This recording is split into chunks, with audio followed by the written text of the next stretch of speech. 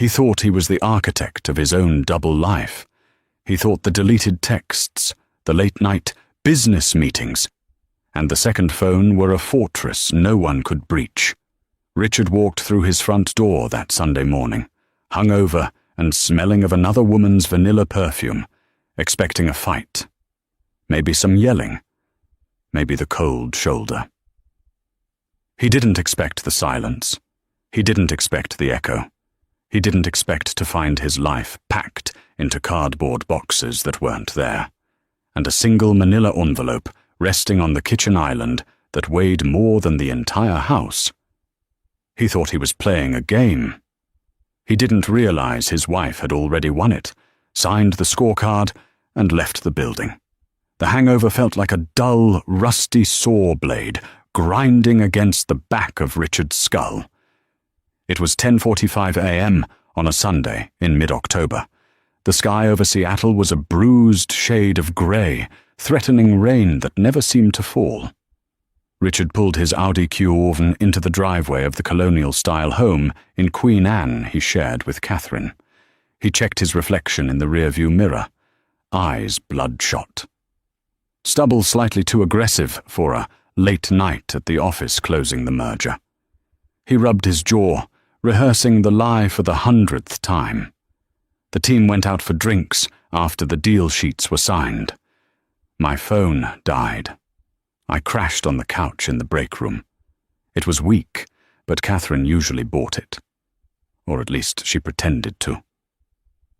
He opened the front door, bracing himself for the sound of the television, the smell of burnt coffee, or the aggressive clatter of pots and pans that usually signaled Catherine's passive-aggressive anger.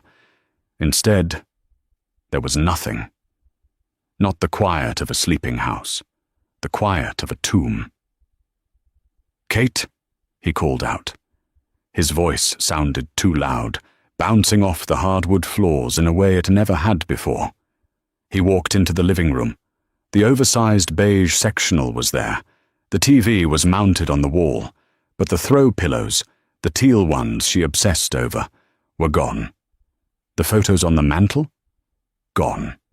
The silver frames were still there, face down, but the pictures of their wedding in Napa, the photo of them in Paris, the one of them with her sister Margaret, stripped, panic, cold and sharp, pricked at his chest.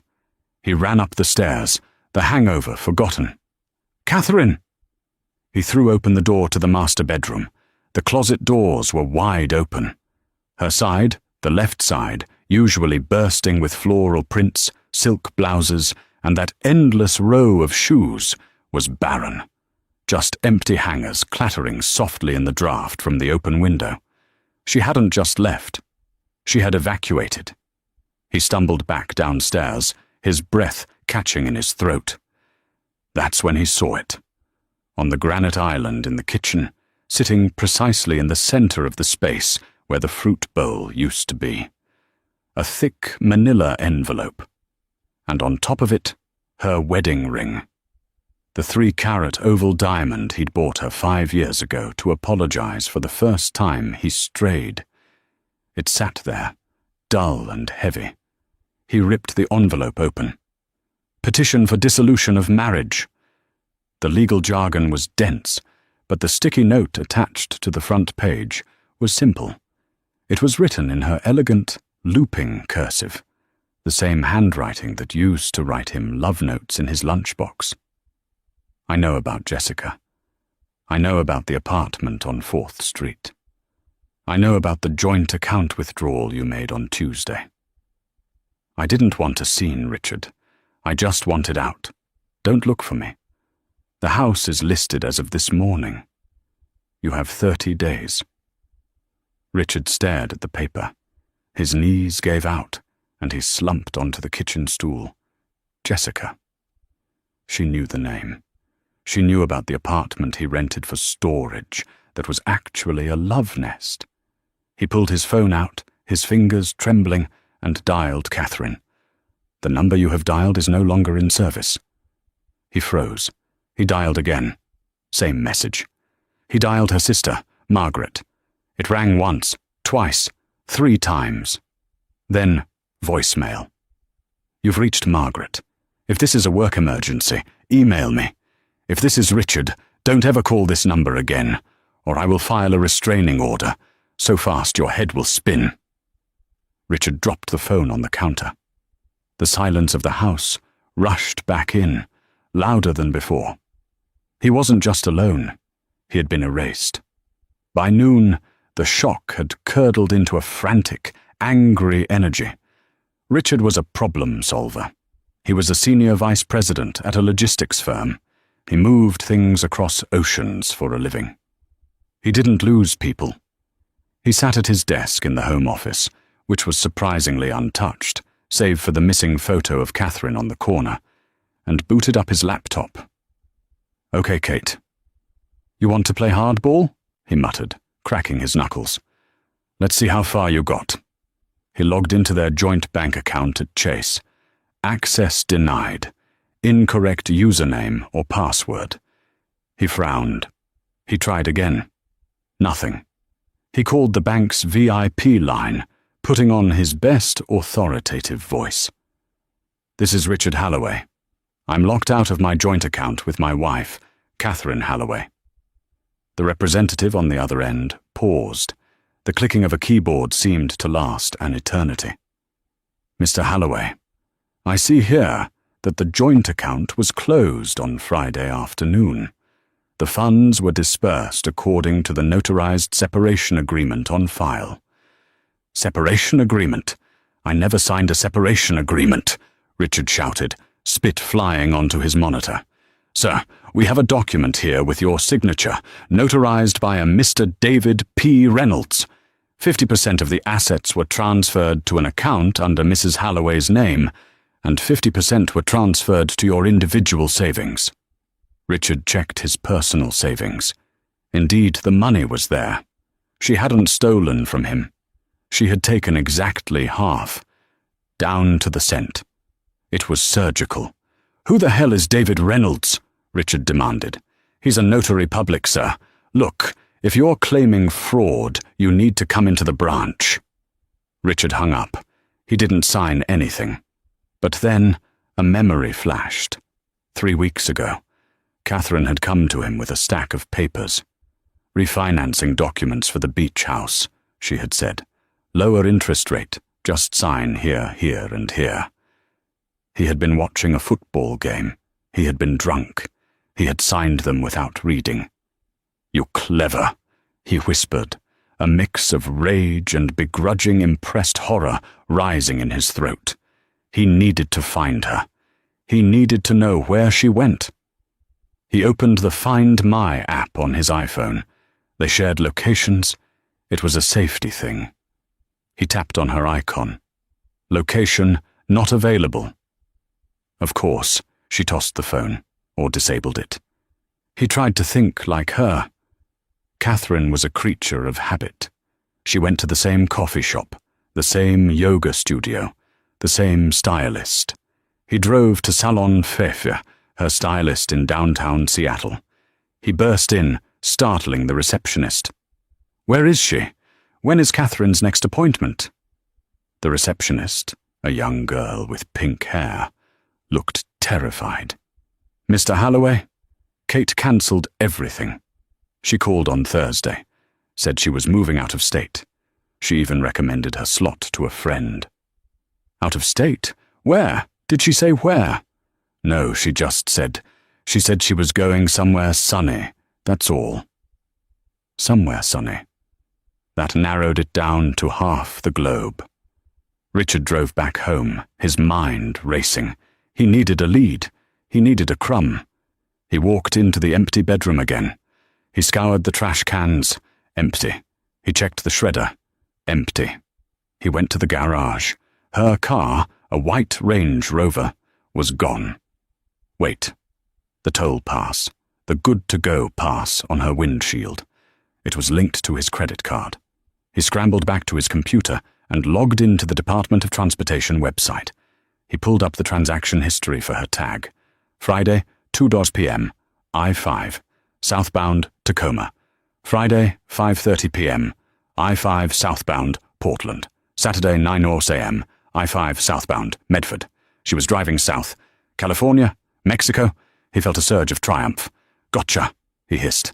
But then he looked at the last entry. Saturday, 8:45 p.m. License plate reader alert. LAX long-term parking, Lot C. She flew. She drove the car to Los Angeles, dumped it, and got on a plane. From LAX, she could be anywhere. London, Tokyo, New York. Or she could just be hiding in LA. Richard grabbed his phone and dialed Jessica. He needed to vent. He needed someone to tell him he wasn't crazy. "Hey, baby," Jessica answered, her voice raspy with sleep. "I thought you were with the wifey today. Isn't it Sacred Sunday?" "She's gone, Jess. She left. Took half the money. Cleared the house." There was a pause on the line. Richard expected sympathy. He expected shock. "Oh," Jessica said. Her tone wasn't shocked. It was guarded. Wow, that's fast." "Fast? It's insane. She knew about us, Jess. She mentioned you by name in the note." "She did?" Jessica's voice spiked an octave. "Wait, did she say how she knew?" "No, just that she knew. Why?" I have to go, Richard. My mum is calling on the other line." "Wait, Jess." Click. Richard stared at the phone. A cold knot formed in his stomach. Jessica never hung up on him. Jessica was the one who usually begged him to stay on the line. Why was she so scared? He looked around the empty kitchen. The silence was heavy, but now it felt different. It felt like the silence of a stage right before the trap door opens. He looked closely at the divorce papers again. Specifically, the Petitioner's Counsel section at the top. Law Offices of Reynolds, Stone and Associates. Representing petitioner, Catherine Halloway. Co-counsel, the Blackwood firm. Richard froze. The Blackwood firm. That wasn't a divorce firm. He knew that name. His company had used them once for a high-stakes corporate espionage case. They were aggressive. They were forensic. They were the kind of lawyers you hired when you wanted to destroy someone, not just divorce them. And then he saw it. A small secondary envelope taped under the kitchen island counter lip. He only saw it because he dropped his keys and bent down to pick them up. He peeled it off. It was addressed to Rick. Not Richard. Rick. He opened it. Inside was a single USB drive. He plugged it into his laptop. A single video file popped up. Play. The video opened. It was grainy footage. It looked like it was taken from inside a car. It showed Richard standing on a street corner. He was handing a thick envelope to a man in a grey hoodie. Richard stopped breathing. That was 3 months ago. That was the bribe he paid to the union rep to overlook the safety violations at the dock. If that got out, he wouldn't just lose his job. He would go to federal prison. The video cut to black. Then text appeared on the screen.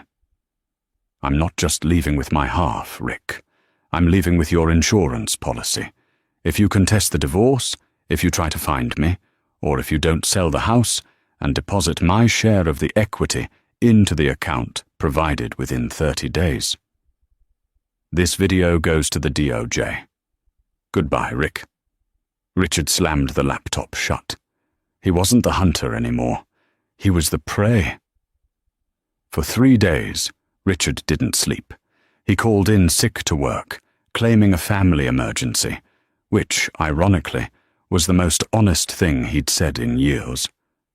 He paced the empty hallways of the Queen Anne house, the silence broken only by the sound of his own footsteps and the occasional rain lashing against the windows.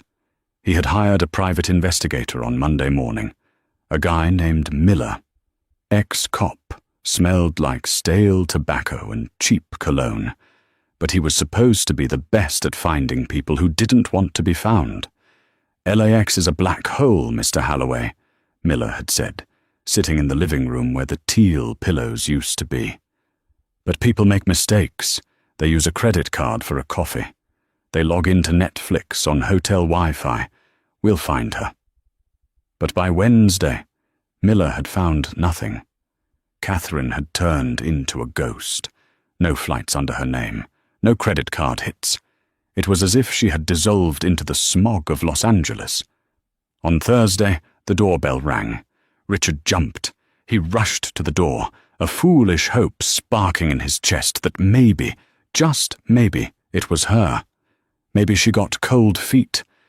Maybe she missed him. He swung the door open. It wasn't Catherine. It was two men in suits, cheap suits. They weren't police. They weren't lawyers. "Richard Halloway?" the taller one asked. He had a scar running through his eyebrow. "Yes?" "We're looking for Jessica Tate." Richard blinked. "Jessica? She doesn't live here. Why are you asking me?" "Because," the man said, stepping into the doorway, forcing Richard to take a step back. "She's missing. And the last person she spoke to on the phone was you, 4 days ago." "Missing?" Richard's heart hammered against his ribs. I spoke to her Sunday. She hung up on me. I haven't heard from her since." "She didn't show up for work on Monday," the man said. "Her apartment is cleared out. Similar to this house, actually." The man looked around the empty living room, a smirk touching his lips. "Seems like everyone is leaving town in a hurry, Mr. Halloway. Did you and your mistress plan a getaway, or did you do something to her?" "Who are you?" Richard demanded, trying to sound authoritative but failing. "We're family," the man said vaguely. "Jessica owes us money. A lot of money. And since she's gone, and you're the boyfriend who pays her rent—" "I don't pay her rent," Richard lied. The man pulled a piece of paper from his pocket. It was a bank statement, Richard's bank statement from his secret account, the one Catherine wasn't supposed to know about, the one he used to pay for Jessica's apartment. "This says otherwise." The man crumpled the paper and tossed it onto the floor. "You have 48 hours to tell us where she is, or pay her debt.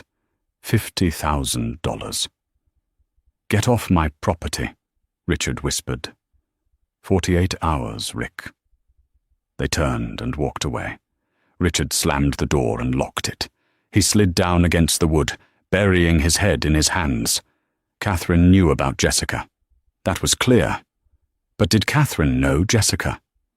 He scrambled for his phone and dialed Miller, the PI. "Miller, forget Catherine for a second. I need you to run a background check on Jessica Tate. Everything. Who she is, who she owes money to, and—" He paused, a terrible thought forming.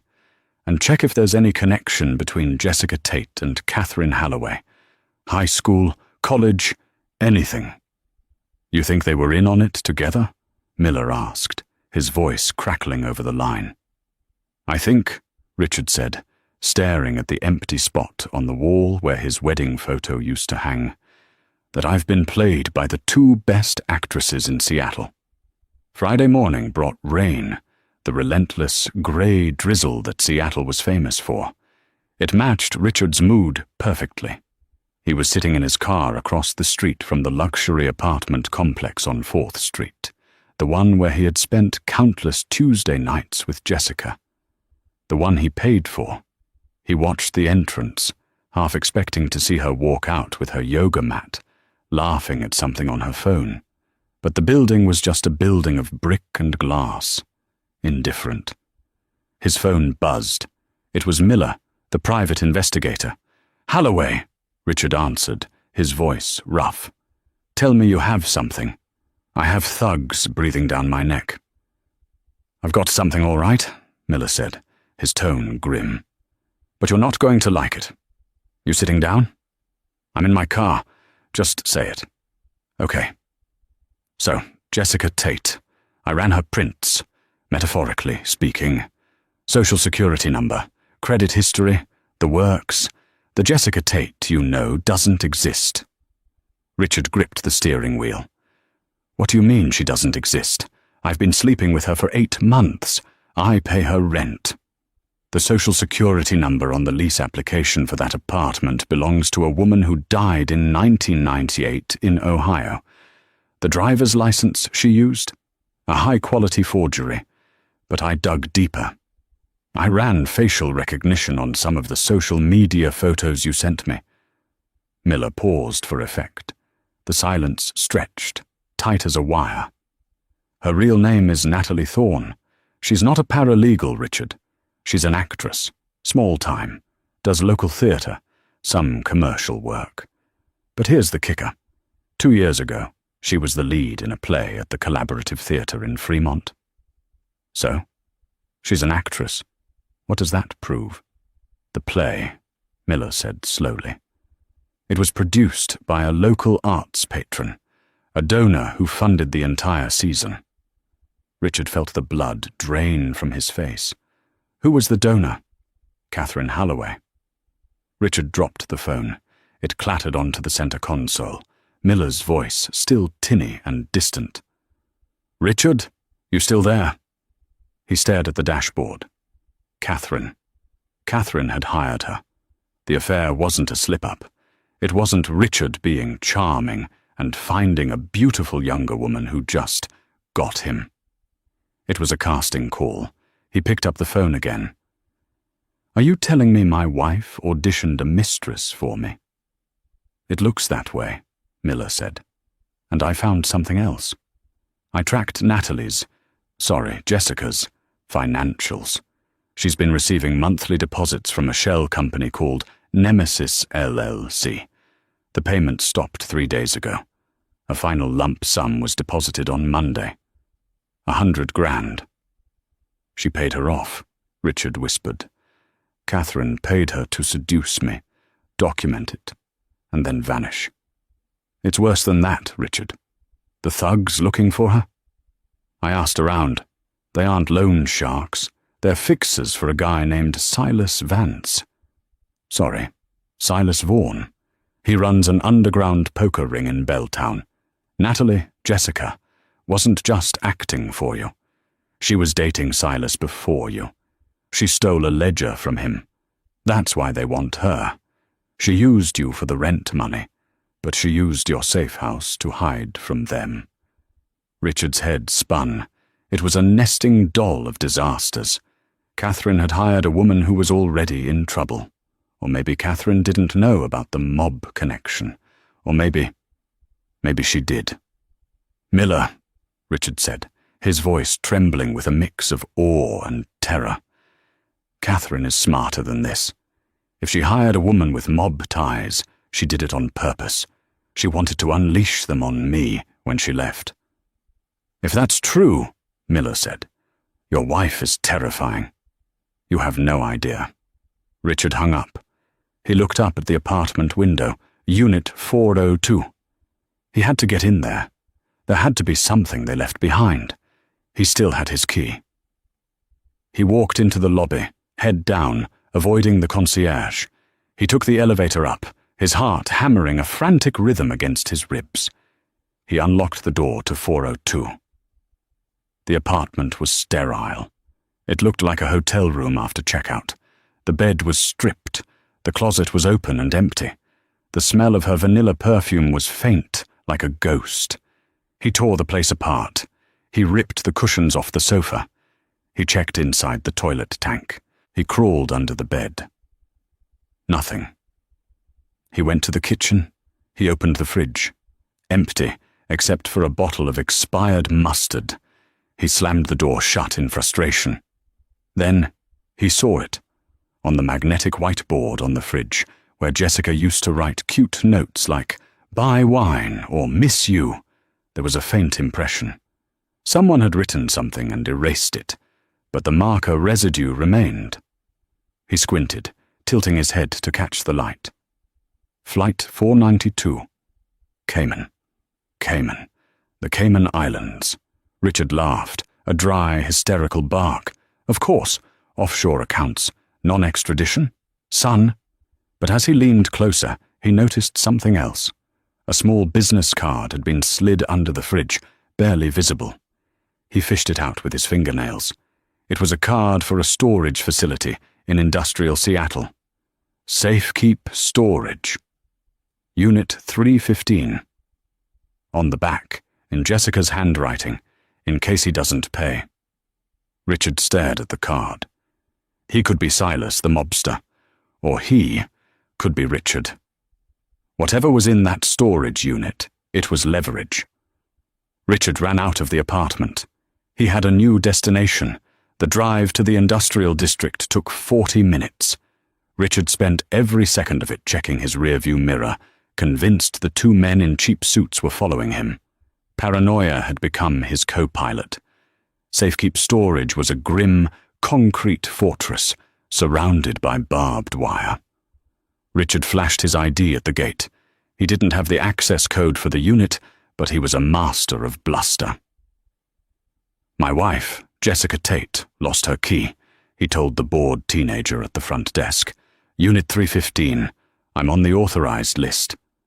He wasn't, obviously, but he slid a $100 bill across the counter. "Check again." The kid looked at the money, then at Richard. He typed something. There's no Jessica Tate on the rental agreement. It's rented to a Richard Halloway." Richard froze. He had never rented a unit here. Catherine. She had rented it in his name. She had forged his signature. "Right," Richard said, forcing a smile. "That's me. I forgot I put it in my name." The kid handed him a temporary passcode. "You're good to go." Richard drove to row C, Unit 315.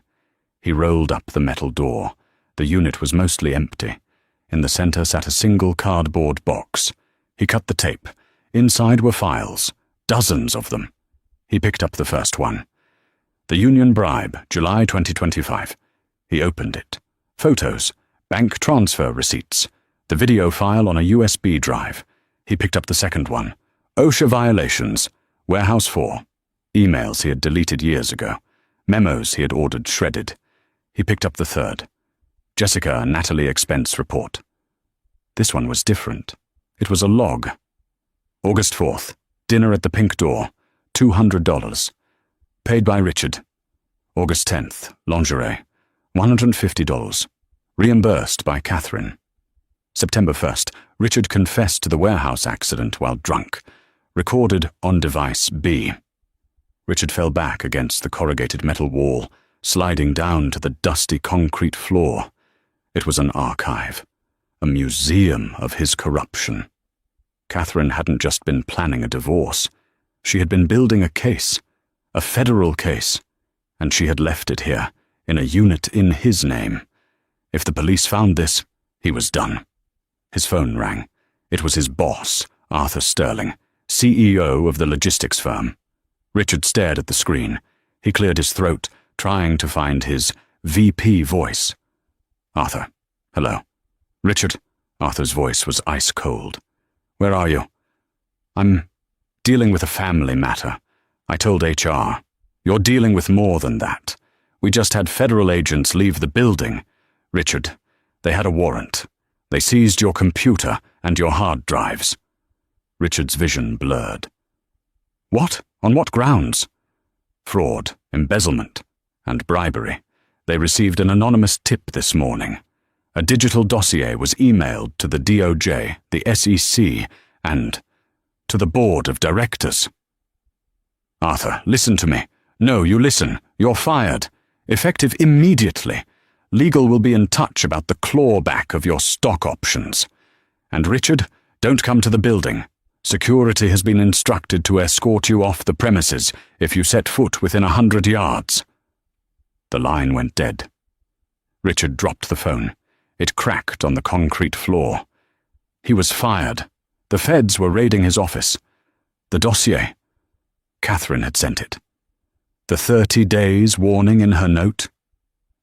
That was a lie. A distraction to keep him scrambling while she executed the kill shot. He looked at the box of evidence in front of him. He had to burn it. He had to destroy it all. He grabbed the box and ran to his car. He threw it in the trunk. He needed to go somewhere remote, somewhere he could start a fire without being seen. He started the car, As he reversed out of the unit, a black SUV blocked the end of the aisle. Richard slammed on the brakes. The two men in cheap suits got out. The taller one, the one with the scar, was holding a tire iron. "Mr. Holloway," the man called out, his voice echoing off the metal units. "Time's up. We couldn't find the girl. So we're going to have to take the payment from you." Richard panicked. He threw the Audi into reverse, tires screeching. He backed up fast, aiming for the gap between the buildings. Crash! He slammed into a bollard he hadn't seen. The rear bumper crumpled. The trunk popped open. The box of files spilled out onto the pavement. Papers fluttered in the wind like confetti. The men walked closer, not rushing. They knew he was trapped. "Look at that," the scarred man said, picking up a file labeled Silas Vaughan, Operation Cleanup. He whistled. "You have a file on our boss, too? You're a busy guy, Rick." Richard scrambled out of the car, hands raised. "That's not mine! I didn't write that. My wife planted it." The man smiled, revealing yellow teeth. "Your wife?" "Right. The one who called us an hour ago and told us where to find you." The world stopped. She called you?" "Yeah, nice lady. Said her husband was hoarding some sensitive information about Mr. Vaughan in a storage unit. Said we might want to come retrieve it before the feds got here." The man tapped the tire iron against his palm. "She also said you had the 50 grand you owe us." "I don't have it," Richard screamed. "She took it all." "That's unfortunate," the man said. He nodded to his partner. The second man moved forward. Richard turned to run, but there was nowhere to go. The industrial park was a maze of dead ends. Richard scrambled up the side of the chain-link fence, his Italian leather shoes slipping on the metal diamonds. He vaulted over the top, tearing his suit jacket, landing hard on the asphalt on the other side. He heard the men shouting, but the fence slowed them down. He ran. He ran until his lungs burned, until the taste of copper filled his mouth. He ran through the industrial wasteland, past warehouses and rusted trucks, until he reached the main road. He flagged down a taxi, looking like a madman, disheveled, bleeding from a cut on his hand, suit torn. "Drive," he gasped, throwing himself into the back seat. "Where to?" the driver asked. Richard didn't have a home. He didn't have a job. He didn't have access to his money, and the police and the mob were both hunting him. "Just drive," Richard said. "Head north." He needed a safe harbor. He needed the one person who Catherine couldn't turn against him. His mother. She lived in a nursing home in Bellingham, 2 hours north. It was the only place left. He pulled out his phone. The screen was cracked, but it still worked. He had one new email. Sender, C. Holloway. Subject, checkmate. He opened it, his hands shaking so badly he nearly dropped the phone. "I saw the news about the raid on your office. It's a shame, Rick. You worked so hard for that corner office. By the way, I didn't take half the money. Look closer at the transfer documents. P.S. Don't bother going to your mother's. I moved her last week. She's in a lovely private facility in Arizona, near me. She thinks you're on a long business trip in China. I'd hate to have to tell her the truth about what her son has become." Richard stared at the phone. A guttural scream ripped from his throat, a sound of pure, animalistic despair. She had taken his mother. She had taken everything. He tapped on his banking app again. He looked at the transaction history, really looked at it this time. Transfer to Catherine Holloway Trust. Amount, 150,000 $. Transfer to IRS tax payment, prepayment. Amount, 450,000 $. She hadn't taken half. She had taken her half, and she had sent his half to the IRS as a prepayment for future taxes. It was gone.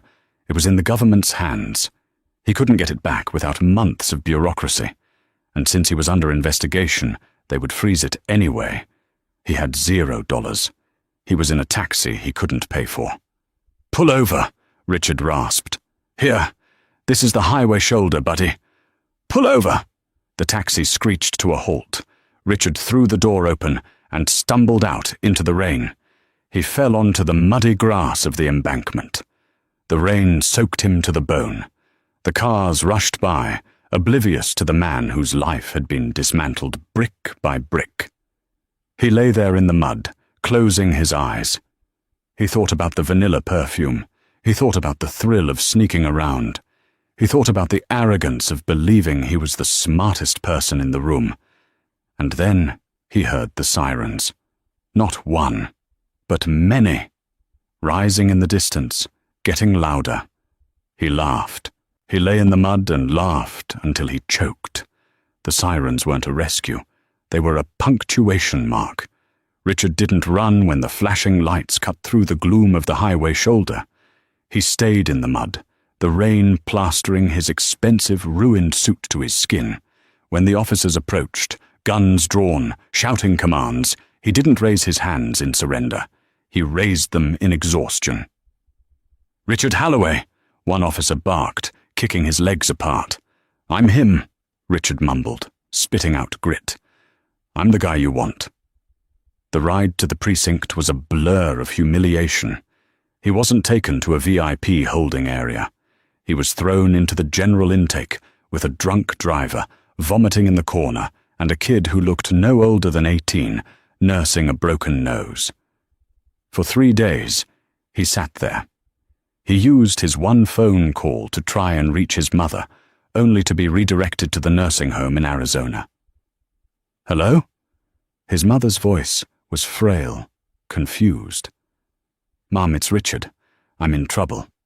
"Oh, Richard. Catherine told me you were on a secret mission for the government in China. She said you wouldn't be able to talk for a long time. Are you safe? Is the reception bad in Beijing?" Richard squeezed his eyes shut. Catherine hadn't just moved his mother. She had constructed a narrative so airtight that Richard couldn't break it without destroying his mother's heart. "I'm safe, Mom," he lied, his voice breaking. I wanted to hear your voice. I have to go now." When he was finally pulled into an interrogation room, it wasn't the local police. It was the FBI. 2 agents, a man and a woman, sat across from him with a thick file. "You've had a busy year, Mr. Halloway," the female agent, Agent Brooks, said. She slid a photo across the metal table. It was a still frame from the video Catherine had left on the USB drive. "Bribing union officials, falsifying safety records, embezzlement." "My wife set me up," Richard croaked. "She planned this. She orchestrated the whole thing." Agent Brooks exchanged a look with her partner. "Mrs. Halloway, we've spoken to her. She came to us voluntarily 2 weeks ago. She claimed she found these files on your home computer and was terrified for her safety. She's not a co-conspirator, Richard. She's a whistleblower. And under the Whistleblower Protection Act, she's entitled to a percentage of the assets seized from your fraud." Richard felt the room spin. A percentage. "She gets paid?" he whispered. "She sends me to prison, and the government writes her a check?" "She gets a reward for exposing corporate corruption," the agent corrected.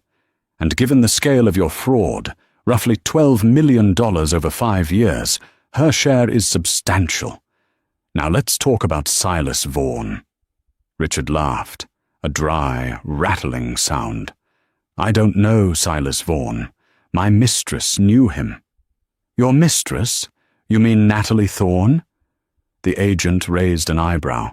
"We brought her in yesterday. She claims you hired her to intimidate a competitor, and when she refused, you threatened her. She's cutting a deal, Richard. Everyone is cutting a deal, except you. You're the only one left holding the bag." The trial was a spectacle. The local news ate it up. The logistics wolf of Seattle. Richard Halloway, the man who risked dock workers' lives for a bonus. He couldn't afford a high-powered defense attorney. His assets were frozen, his cash gone to the IRS. He was stuck with a public defender, an overworked man named Gary who smelled like tuna sandwiches, and defeat. "Take the plea, Richard," Gary told him 5 minutes before the hearing. "They have the video. They have the bank records. They have the testimony of your mistress and your wife. If you go to trial, you'll get 20 years. Take the plea, and you get 8. 8 yours." Richard stared at the scuffed floor. "I'll be 53 when I get out." "You'll be alive," Gary shrugged. Richard took the plea. The sentencing was swift. The judge, a stern woman with zero patience for white-collar arrogance, looked down at him over her glasses. "Mr. Holloway, you lived a life of extraordinary privilege, and you used it to exploit others. You betrayed your workers, your shareholders, and your family. I sentence you to 8 years in Federal Correctional Institution, Sheridan." As the gavel banged, Richard turned to look at the gallery. It was mostly empty. No friends, no colleagues. They had all scattered like roaches when the lights came on. But in the back row, wearing a black trench coat and large sunglasses, sat a woman. She wasn't smiling. She wasn't crying. She was just watching. Catherine. Their eyes locked. Richard opened his mouth to scream, to curse her, to beg her. She simply raised her hand, tapped her ring finger, which was now bare, and stood up. She walked out of the courtroom without looking back. The heavy oak doors swung shut, sealing his fate. The first year of his sentence wasn't served in a cell. It was served in the corridors of his own mind. Richard spent the first 365 days waiting for the mistake to be corrected.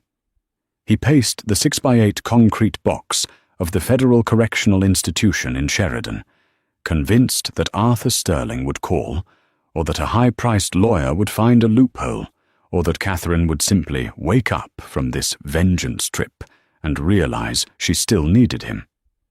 But the phone didn't ring. The loophole didn't exist. And Catherine was gone.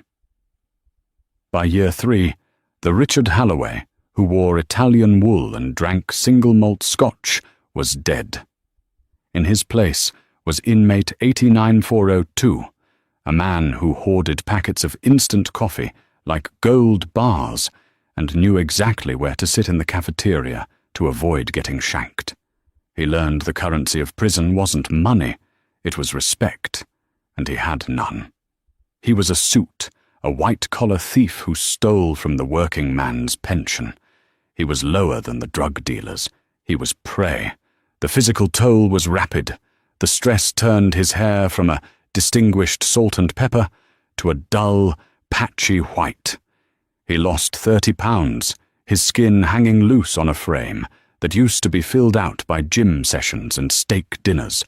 The truest break came in the winter of his 4th year. A guard, a young man with a cruel jawline, tossed a letter onto his bunk during mail call. It was a single sheet of heavy cream-colored cardstock, a funeral program. In loving memory of Martha Holloway. 1948, 2029. Beloved mother and grandmother. Richard stared at the photo of his mother. It was recent. She looked happy, sitting in a garden he didn't recognize, a blanket over her lap.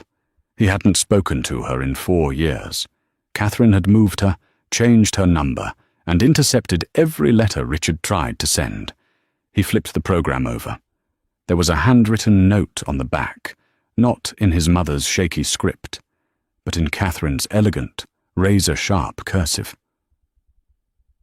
She passed peacefully in her sleep, Rick. She held my hand at the end. She told me to tell you she loved you, and that she hoped your top-secret government work in Asia was going well. I didn't have the heart to tell her son was a felon. I paid for the oak casket. You're welcome. Richard collapsed onto the thin, stained mattress. He didn't scream. He simply curled into a ball, his knees pressing into his chest, and let out a sound that was less like a sob and more like something breaking deep inside a machine. She had stolen his goodbye. She had curated his mother's death just as she had curated his destruction. It was absolute. Release day came 4 years later, on a Tuesday in November that smelled of wet asphalt and diesel. There was no limo waiting. There was no friend with a clap on the back. Just a corrections officer handing him a plastic bag containing his personal effects. A wallet with an expired driver's license, a watch that had stopped ticking years ago, and $40 in cash. "Good luck, Holloway," the guard sneered. "See you in 6 months." Richard stepped out the heavy metal gates and onto the public bus. He sat in the back, pressing his forehead against the cold glass. He was 53 years old. He had a criminal record that flagged him as a high-risk fraudster. He had 0 assets.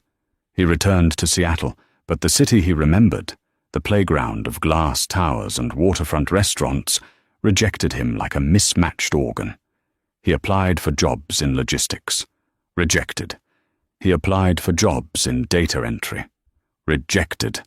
He applied to be a night manager at a 7-Eleven. Rejected. "Mr. Holloway," a 20-something manager at a shipping depot told him, barely looking up from his tablet. "Our insurance policy doesn't cover employees with federal convictions for embezzlement. We can't even let you drive a forklift." He ended up in a studio apartment in a crumbling building near the airport, paid for by a state voucher. The walls were paper-thin, vibrating with the sounds of his neighbors' arguments and the constant roar of jets overhead. His furniture consisted of a mattress he found on the curb and a milk crate he used as a table. He found work eventually, not as a VP, not as a manager, but as a phantom. The Bellevue Athletic Club was one of the most exclusive gyms in the state. Membership cost $3,000 a month. It was the kind of place Richard used to frequent, closing deals in the steam room or discussing mergers on the squash court. Now, he was the night janitor. His shift started at 10 p.m. and ended at 6 a.m. He wore a grey jumpsuit that was 2 sizes too big. His name tag simply read, Rick.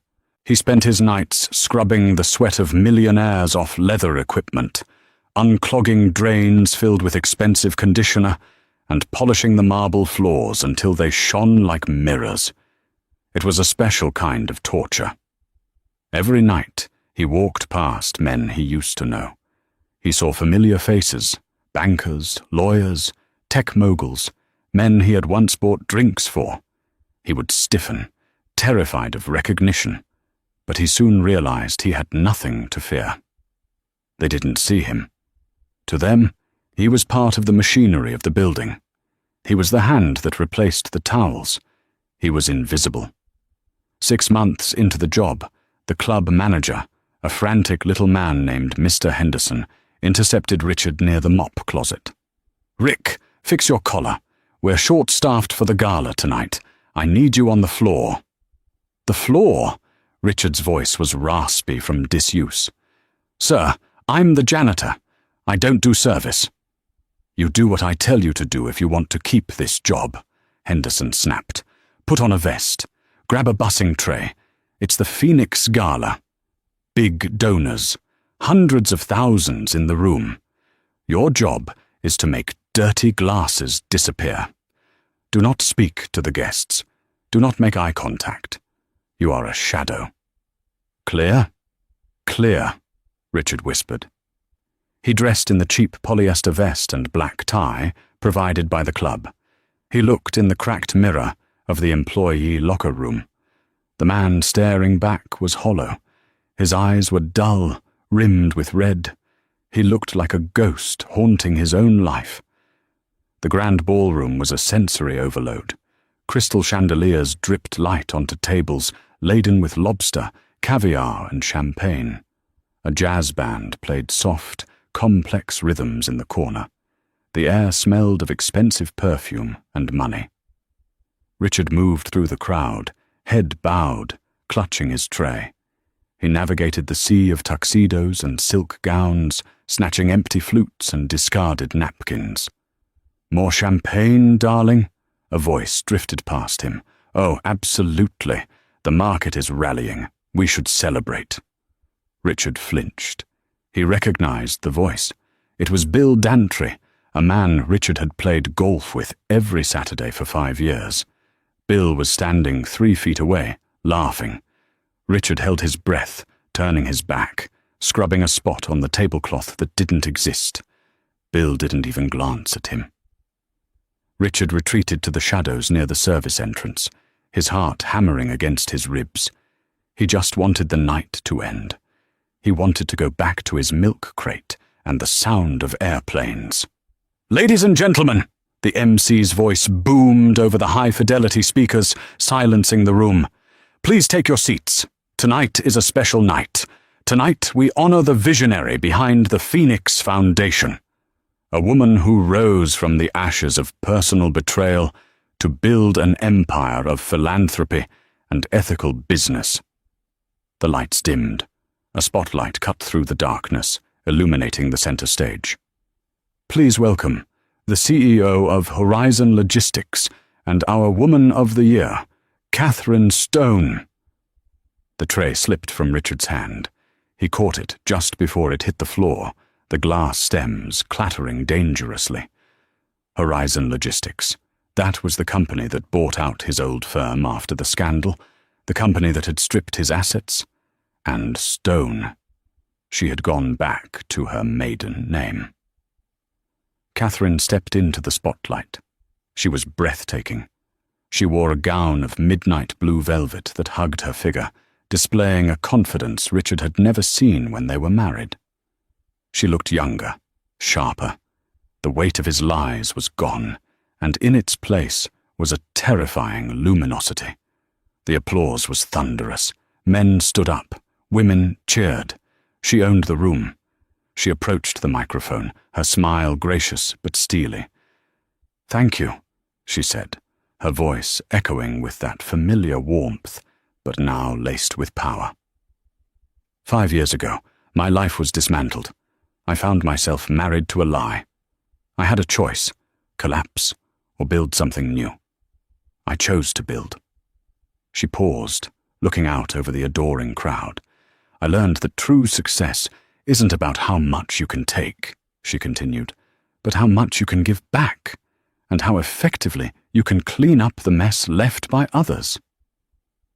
Laughter rippled through the room, a polite, knowing laughter. "I want to thank my team," she said, gesturing to a table near the front. "And I want to thank my partner, not just in business but in life, the man who stood by me when the storm hit. Arthur." Richard felt the blood drain from his extremities. Arthur Sterling stood up from the front table. His old boss, the man who fired him, the man who testified against him. Arthur walked up the steps to the stage. He took Catherine's hand and kissed it. He whispered something in her ear that made her laugh, a genuine, intimate laugh that Richard hadn't heard in a decade. The puzzle pieces slammed together in Richard's mind with the force of a physical blow. It wasn't just revenge, it was a coup. Arthur hadn't just fired Richard, he had colluded with Catherine. They had ousted him, taken his shares, rebranded the company, and built a life together on the ruins of Richard's existence. They had been together the whole time. The late nights at the office Richard thought he was getting away with? Catherine was likely having late nights of her own with Arthur. He had been playing checkers while they were playing 4D chess. The speech ended. The music swelled. The crowd began to mingle again. Catherine and Arthur descended the stairs, arm in arm, heading toward the VIP bar, heading straight toward Richard. Richard couldn't move. His feet were nailed to the floor. Panic rose in his throat like bile. He wanted to run, but there was nowhere to go. They were 10 feet away. 5. Catherine stopped. She was so close Richard could smell her perfume. No longer vanilla. It was something sharper now. Sandalwood and ice. She turned to Arthur, adjusting his tie. "I'll get a water, darling." She turned to the service station. She looked directly at Richard. Time stopped. Richard stood there in his ill-fitting polyester vest, holding a tray of dirty glasses, his grey hair unkempt, his face lined with the misery of the last 8 years.